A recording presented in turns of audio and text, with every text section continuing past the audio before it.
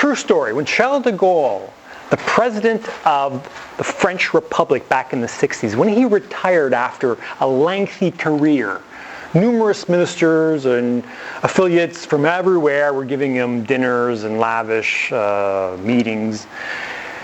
And they were dining with the English ambassadors. And one of them asked, Madame de Gaulle, what are you looking forward to in retirement? And she said, a penis.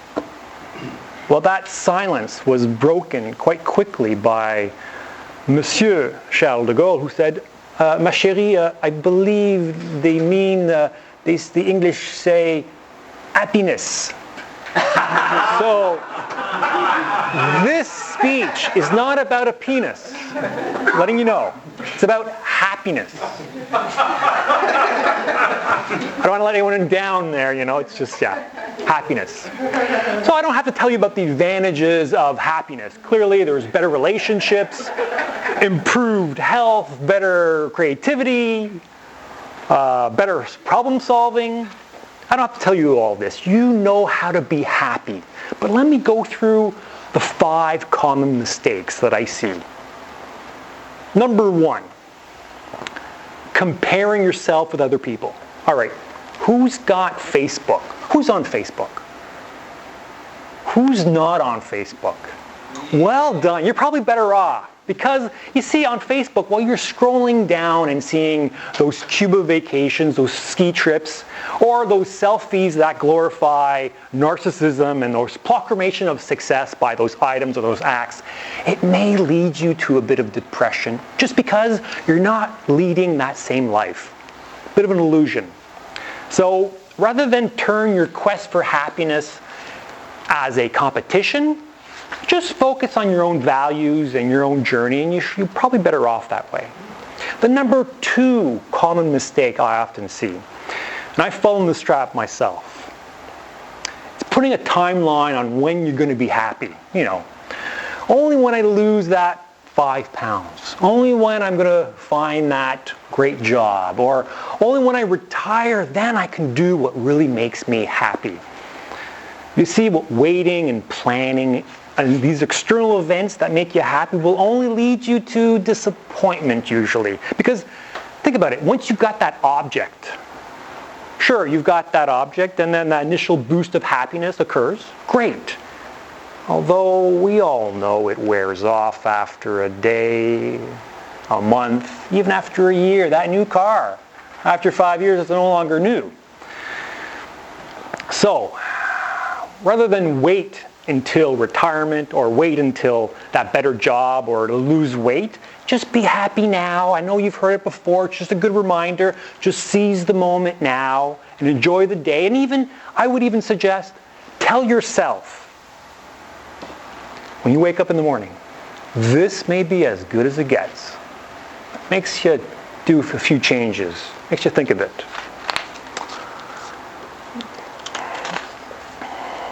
Another 3rd common mistake is relying on others to make us happy. I know this quite well.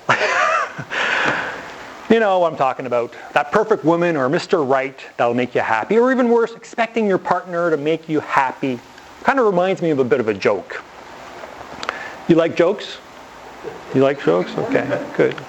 So this is Millie and her husband, Morris. And Morris is quite sick. He's going to the hospital to see the doctor. And after a full checkup, the doctor brings Millie, his wife, into the room alone. And he says, Morris, your husband is suffering from a serious disease of extreme stress. If you don't do the following, your husband will die. So each morning, wake up gently with a big kiss, fix him the most beautiful, healthy breakfast, be pleasant at all times, make sure he's always in a good mood, cook him his favorite meals, allow him to relax after eating, don't burden him with any chores, and don't discuss your problems with him. And let him watch anything on TV, even if it means missing your own shows. And most importantly, after every evening, after the dinner, do whatever it takes to satisfy his every whim. If you do this every day for the next 6 months, your husband will live. Well, Morris, on the way home, asks his wife, "So, dear, what did the doctor say?" Millie says, "You're going to die."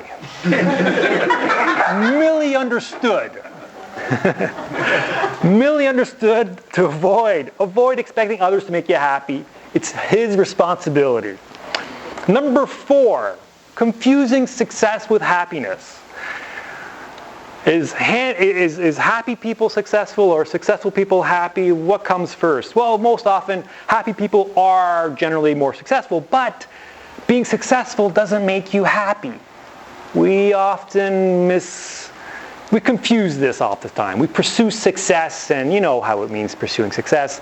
Accepting long commutes, an hour there, an hour back, or long hours, 60 hours a week, 2-week vacation. Refrain from any social activity just for the name of success. But earning money, and I'll tell you these people, you're very smart people, earning money will not automatically make you any happier. Sure, if you're making $20,000, an extra $10,000, sure, it's a big one. But if you're making $80,000 or $100,000, an extra $20,000, it's not going to be a major thing. So balance your pursuit of happiness and success together along with your values. And number 5, thinking that you're alone. So being surrounded obviously by family and friends, those that love you, isn't necessarily a guarantee for happiness. In fact, it's your perception of those relationships that matter most. So people who worry about what other people think, that leads to a bit of misery. Those who have support, those who believe they have support, regardless if it's true or not, are actually a bit happier.